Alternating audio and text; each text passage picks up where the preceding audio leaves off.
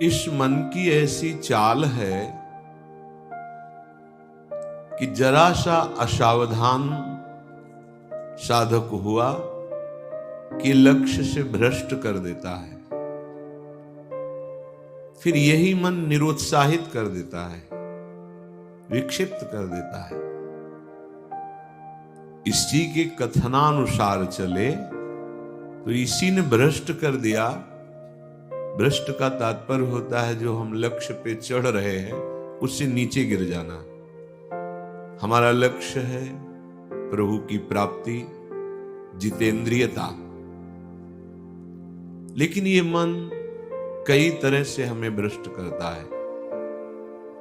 यदि हमारा किसी से कभी कैसा भी संबंध है, कभी ये प्रियता से भ्रष्ट करता है, कभी भय से भ्रष्ट करता है। सामने वाला प्रतिकूल न हो जाए, बहुत ये सावधानी की जरूरत है। ये कभी भय करके, कभी प्रियता दिखा करके प्रियालाल से विमुख मार्ग का अनुसरण करता है। फिर ये इतना जलाता है, इसी ने भ्रष्ट किया, इसी ने मार्ग से गिराया, और यही इतना जलाता है कि फिर निरुत्साहित कर देता है, भगवत मार्ग में चलने लायक नहीं रखता है। बहुत कृपा पात्र और सुजान उपासक वही है जो इस दुष्ट की दुष्टता को पहचानता रहे। बाहर कोई शत्रु नहीं है, बाहर कोई हमारा कुछ नहीं बिगाड़ सकता। हमारा बिगाड़ने के लिए पर्याप्त है हमारा मन। ये मन ही दुर्दशा करे, मन ही इतना नीचता किए हुए है कि हम बार बार शास्त्र की बात सुनते हैं, बार बार सतमार्ग पर चलने का उत्साह बनाते हैं, और ये दुष्ट ऐसी चेष्टा कराएगा, ऐसा संकल्प बनाएगा, फिर गिराकर निरुत्साहित कर देगा। जहां रति कर रहा है मन वहीं लगा देता है। निराश नहीं होना, इसकी चाल को पकड़ो। ये दो प्रकार से फंसाता है, प्रियता और भय से। बहुत मनन की हुई बात है। भयभीत तो होना मत, क्योंकि निश्चय कर लो कि मरना है, तो इससे ज्यादा भय क्या दे सकता है। हमारी इज्जत श्यामा श्याम है, इससे भी भयभीत मत हो। अगर गलती हो रही है सुधार करो, गलती हो गई है प्रभु अहम त्वाम सर्व पापेभ्यो मोक्षयिष्यामि मा शुचः। आपको कमजोर होने की जरूरत नहीं है, बहुत ध्यान से सुनना। आपको कमजोर होने की जरूरत नहीं है। प्रमाद स्थिति में हमसे गलती हो गई, हम उस गलती को दोबारा ना करें। और ध्यान दीजिए, वो गलती कराने वाला आपका मन है। जब आप आनंदित होंगे, जब आप उत्साहित होंगे, तब ये फंसाएगा। इसकी चाल है। इसीलिए उदासीन अति रही गोसाई। जो उदासीन रहता है उसकी नजर अपने मन पे रहती है, और जरा सी भी उन्मत्तता आई कि फिर मन जो है वो ऐसी जगह फंसाता है। इसलिए बचो। इस दुष्ट की चाल बहुत विचित्र है, और जहां ये पवित्र हो जाता है तो यही भगवत स्वरूप हो जाता है। इसके लिए निश्चय करना पड़ेगा। प्राण चाहे चले जाएं, अब हम न प्रियतावश न भयवश गलत नहीं करेंगे। इसे पकड़ो। श्रीपाद प्रबोधानंद जी कह रहे हैं, श्री राधिके त्वं यदि न प्रसीदेह सीदे मत्राप्य मुदि विजब्धि तदेश वृंदावन गात्मलोकः कृपा कटाक्षेण सदेक्षणीयः। यदि हम किशोरी जी को प्रसन्न नहीं कर पाए तो हम भारी कष्ट सहते हुए यहां शरीर छोड़ देंगे। श्रीपाद कह रहे, देखो भगवत प्राप्ति करनी है तो बात समझना होगा। हमें अंदर की बात कह रहे हैं, बहुत अंदर की पढ़ी हुई बात कर रहे हैं, यहां के रजिस्टर की पढ़ी हुई बात कर रहे हैं। ये बहुत दुष्ट मन है, बहुत दुष्ट। पूरे जीवन इस पर विश्वास न करें। यहां की पढ़ी बात कह रहे हैं।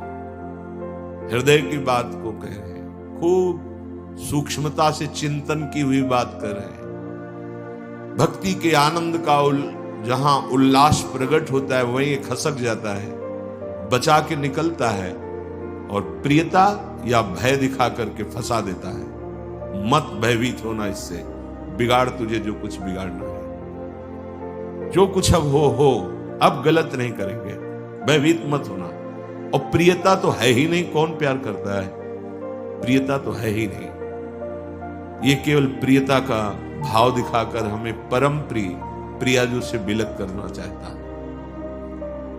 इतने बड़े महापुरुष जो ब्रह्मबोध संपन्न है, बहुत बड़ी स्थिति होती है ब्रह्मबोध, कोई साधारण बात नहीं है। वो जब इस प्रेम रस मार्ग का रसास्वादन वृंदावन रस का हुआ तो वो उनको थोड़ी जरूरत रह गई अब प्रेम की। ये हमारे लिए श्लोक लिखा हुआ है।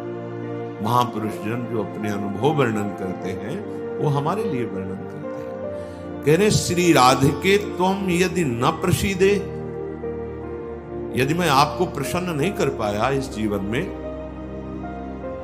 तो कह रहे हैं आप बहुत कष्ट सहते हुए पीड़ित चित्त के द्वारा मैं अपना देहावसान कर दूंगा, देह छोड़ दूंगा, पर आपसे विपरीत आचरण नहीं करूंगा। बस यहां रुकना होगा, यहां पकड़ो, यहां बैठा लो हृदय में बात। इतना बहिर्मुख हो चुका है उपासक कि वो पकड़ ही नहीं पाता है अपने अंदर की कमी को। वो अंदर ही अंदर वो खोखला करके, निराश करके बस केवल जीने में लगा देता है। खाया पिया सोया खेला कूदा, समय कट रहा है, बढ़िया है। नहीं भाई, ये बहुत दुष्ट है मन। बार बार इसलिए कह रहे इस पर कभी विश्वास न करो। जब तक शरीर का होश है तब तक सबसे बड़ा दुश्मन हमारा मन है, दूसरा कोई दुश्मन नहीं। इस दुश्मन को देखते रहिए। ये 5 ज्ञानेंद्रियों को साथ लेकर हर समय हमारे पतन का प्लान करता रहता है, पतन का संकल्प बनाता रहता है। ये बहुत नीच उतर गया है। इसे उच्च चढ़ाने के लिए जो नाम, जो मंत्र, जो आश्रय है, उसको इस कोट से लेना होगा कि यदि आप प्रसन्न नहीं हुई लाडली जी, तो भयानक पीड़ा और कष्ट सहते हुए जानबूझकर हम अपना शरीर यहां छोड़ देंगे आपके धाम में, पर आपके विपरीत आचरण नहीं करेंगे। प्रतिकूलस्य वर्जनम। श्री वृंदावन में हमें आपका कृपा कटाक्ष चाहिए, आपका साक्षात्कार चाहिए, आपकी प्रसन्नता चाहिए। नहीं तो अपने जीवन को कष्टमय रखते हुए यहां प्राण त्याग देंगे। भाव समझ लो, जब इतना दृढ़ निश्चय हो जाएगा तो कोई हमें परास्त कर ही नहीं सकता। ये हमारा मन ही हमको परास्त करता है। एक बार नहीं, लाखों बार इसको देखा है। जहां भक्ति का आनंद उल्लसित हुआ, ताए निकल पड़ा, क्योंकि देख रहा है असावधान है इस समय, ये आनंदित है, असावधान है, और वो कहीं प्रियता या भय दिखाकर फंसा देता है। अब वो जो आनंद था वो गुप्त हो जाता है। जो एक उल्लास बढ़ा था, फिर वो निराशा, फिर हताश। अच्छा उपासक है तो उसको लगने लगता है क्या करूं, जीवन नष्ट कर दूं, ऐसा लगने लगता है, क्योंकि वो लक्ष्य की तरफ बढ़ना चाहता है और मन उसको फुसला करके ऐसे गिरा देता है कि वो निराश होकर देखता है अब क्या करूं, अब कहां जाऊं।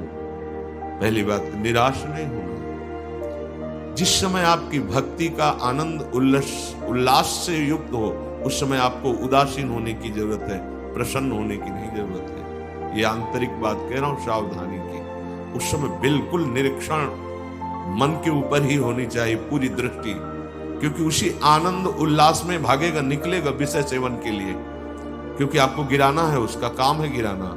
बाहर कोई गिरा नहीं सकता, अंदर से अपना बड़ा भारी शत्रु मन है, यही गिरा रहा है। उदासीनता जिस साधक के जीवन में नहीं, वो आगे नहीं बढ़ पाता है।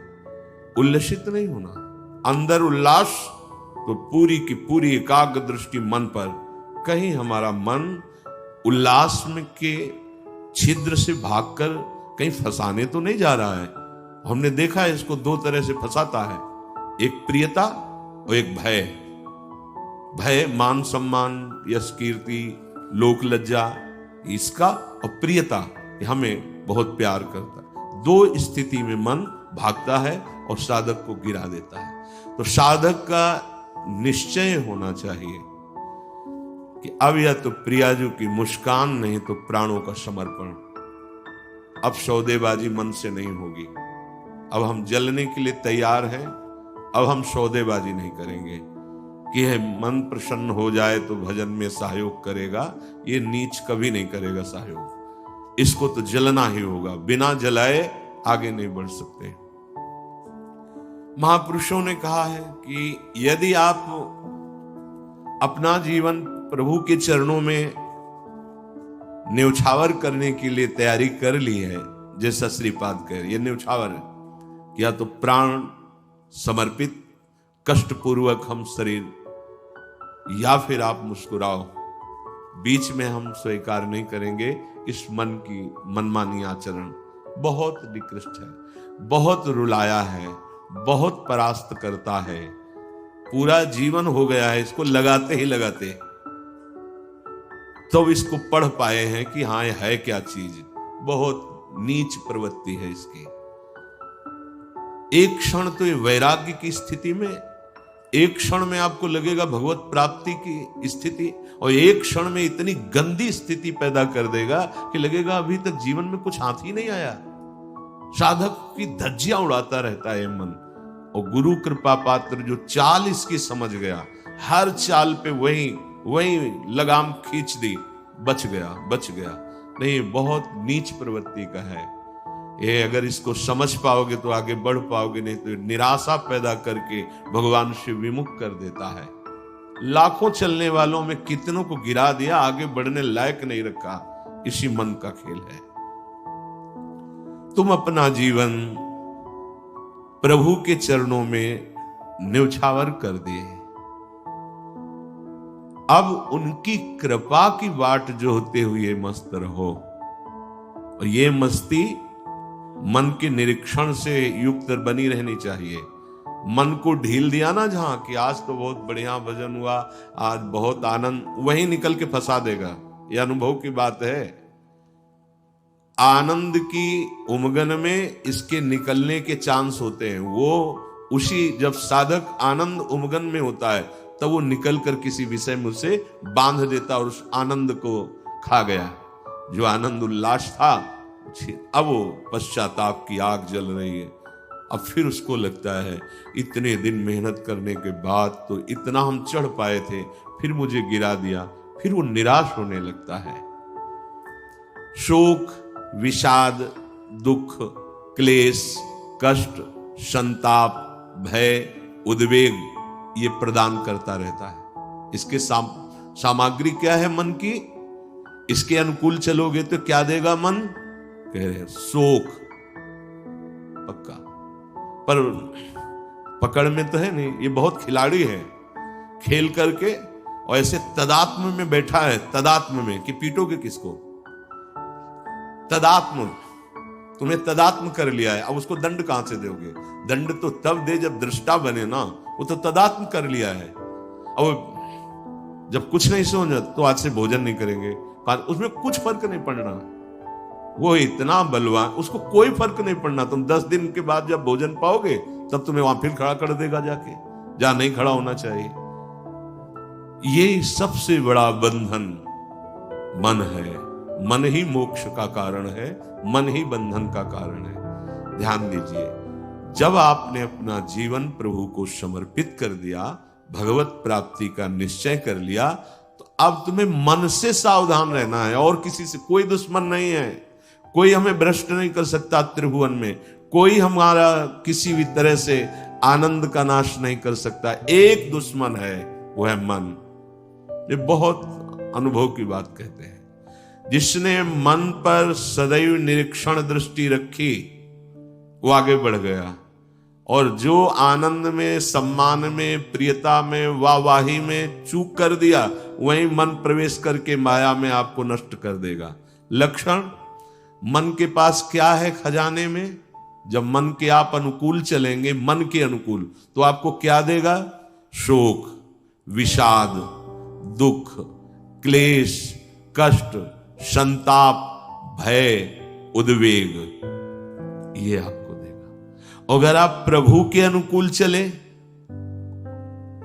मन जितना आपको आकर्षित करे भोगों के, उसको डांट के उसकी बात ना सुनकर प्रभु के अनुकूल चले, तो इनमें से कोई भी दोष आपके अंदर नहीं रह जाएगा।